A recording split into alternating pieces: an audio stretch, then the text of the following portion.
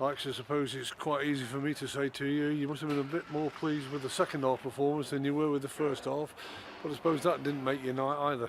Only marginally more impressed. Waste of a night. What a waste of a night that was. We were awful for virtually the whole of the game. Had a good spell for 10 minutes leading into the goal, but that was about it. That was about it. We didn't impose ourselves on the game at all. Obviously we changed the system up, went with a 1 and a 2 in midfield to try and get a bit more of an attacking threat off the back of their three centre-halves. We played 4-2-3-1, so we changed that midfield balance a bit. Didn't work particularly well at all, did it? Couldn't get Callum in the game off the side. He obviously wasn't as effective as he's been as a 10, but as I say, we wanted to try and commit an extra body to the attack, so we switched the system up a little bit. And it was a forgetful night all the way around. And to be honest, yeah, great that we got the goal, because 200 people went home happy in terms of seeing a goal at that end of the pitch, but that was about it. That was about it. I want to sleep the whole bus journey back so I don't have to review and recollect what happened in this game until I wake up tomorrow morning. You made that change early into the second half as well with bringing Basala Sambu on. Was that again to just try and change the system? Because I suppose if you're making one substitution at half time, you could have made 3 or 4.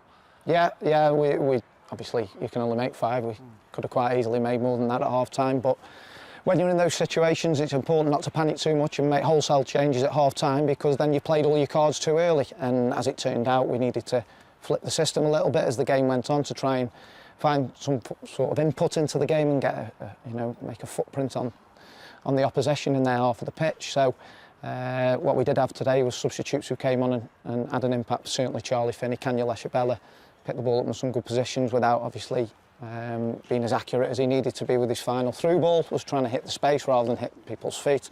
So that was the shining light. Obviously Charlie Finney coming on, making his debut and directly setting up the goal from a great ball in from Tariq. Well, you've got to say full credit to him as well. I think he played a lot of the game, if not all the game, for the under-23s, just 24 hours previous to that. Yeah, he played an hour yesterday because we always had the idea that he could come on and impact this game in a scenario where we were needing to chase a deficit, and that's the way it panned out. The thing that angered me the most was after we scored, all the lads on the bench are celebrating the goal, and I'm thinking, no, I'm not celebrating the fact that we've equalised off the back of that performance. I would have celebrated the winner, but it still wouldn't have masked the performance. And I've got to do better. I've got to find a way to get these players to perform over the course of 90 minutes. There's not a formula there that's obvious, because in football there's always different problems to solve in different games. I'm trying my best. The management staff are trying the best. There's still clearly scars from last season, and that's been obviously evident in the last few games. But we're work in progress. We'll keep going. We'll review and study everything that we possibly can from every game that we play to try and obviously ensure that the next game looks a bit better than the one that's previously gone. Do you take any positives though out of your last 2 away games? One at Bradford City, one against Hartlepool. There's 2 points on the board and you haven't lost those games? We haven't lost many games this season, have we? We played 8 and now we've lost 2. So you've got to take some positives, of course you have. And we've stemmed that tide of losing games of football week in, week out. That was happening with a regular occurrence last year, wasn't it? So look, you've always got to look at positives. We certainly have, because we've got to ensure that these players stay optimistic and remain believing in what we're trying to do. I don't think the supporters will be optimistic at the minute, despite the fact that obviously we lie in the top half of the table. I don't think anybody would have expected us to be in the top half of the table based on what was experienced at the back end of last year. But because of the start we made in the first 4 or 5 games, naturally everybody's expectations then shift up a notch.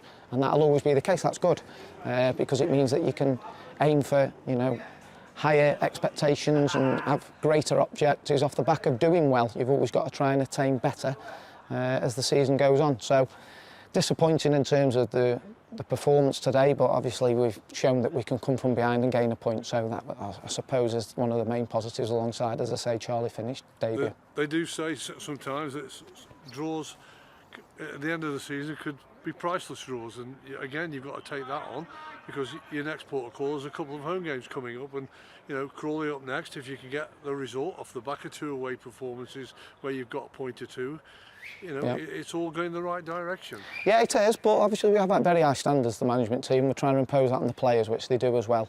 We know that there is an expectation and almost an entitlement at this club, not to win games, but also win playing good football. We know that. We've been brought up on that.